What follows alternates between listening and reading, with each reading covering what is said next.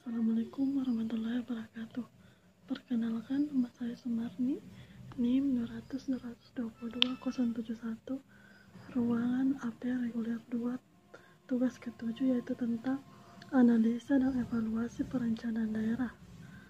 Analisa adalah mengamati aktivitas objek dengan cara komposisi objek dan menyusun kembali komponen-komponennya untuk dikaji atau dipelajari secara detail.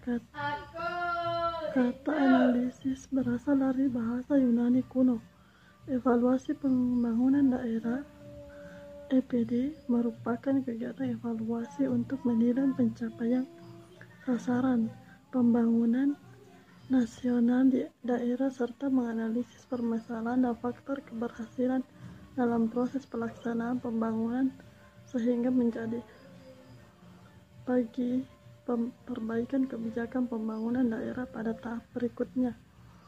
Evaluasi adalah kegiatan terencana untuk mengukur, menilai, dan keberhasilan suatu program. Evaluasi merupakan cara terbaik untuk menguji efektivitas dan produktivitas. Kata evaluasi berasal dari bahasa Inggris evaluation yang memiliki berarti penilaian dan penaksiran.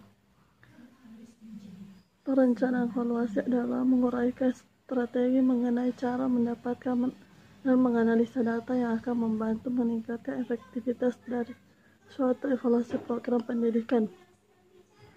Kemudian, tujuan evaluasi menilai efisiensi dan efektivitas metode, media, dan sumber daya lainnya dalam melaksanakan suatu kegiatan sebagai umpan balik dan informasi bagi evaluator untuk mengatasi kekurangan yang ada. Hal ini dapat dijadikan sebagai acuan untuk pengambilan keputusan selanjutnya. Kemudian 7 hal yang perlu diperhatikan ketika melakukan evaluasi. 1. Evaluasi program pembelajaran. Analisa kebutuhan, menentukan tujuan penilaian, mengidentifikasi kompetensi dan hasil belajar, menyusun kisi-kisi, mengembangkan draft instrumen, uji coba dan analisis soal, revisi dan merakit soal. Secara etimologis, analisis berarti penyelidikan terhadap suatu peristiwa untuk mengetahui keadaan yang sebenarnya, sedangkan evaluasi memiliki arti penilaian, memberikan penilaian. Bentuk-bentuk perencanaan dapat berupa 1. Perencanaan strategi, 2. Perencanaan taktik, dan 3. Perencanaan operasional. 4. Perencanaan strategi melibatkan penetapan tujuan jangka panjang dan strategi untuk mencapai tujuan.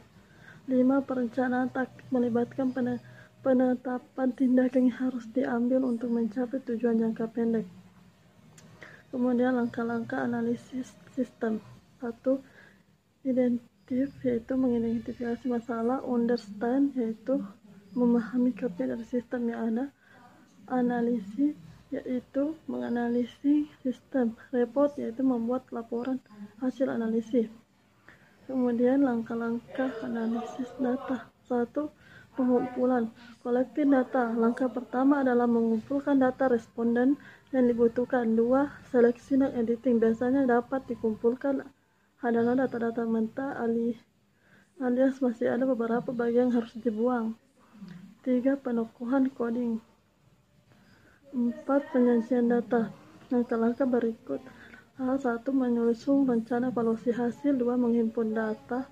3. Melakukan verifikasi data. 4. Mengelola dan menganalisis data. 5. Memberi interpretasi dan tidak lanjut hasil evaluasi. 7. Teknik tes. 8. Tes objektif. Perencanaan evaluasi dilakukan agar evaluasi yang kita lakukan itu sesuai dengan tujuan yang telah direncanakan. Agar evaluasi itu berjalan secara efektif dan efisien, perencanaan di sini merupakan suatu proses sistematik dan berulang yang terencana dan implementasikan bersama-sama oleh seluruh warga sekolah. Sekian dan terima kasih. Assalamualaikum warahmatullahi wabarakatuh.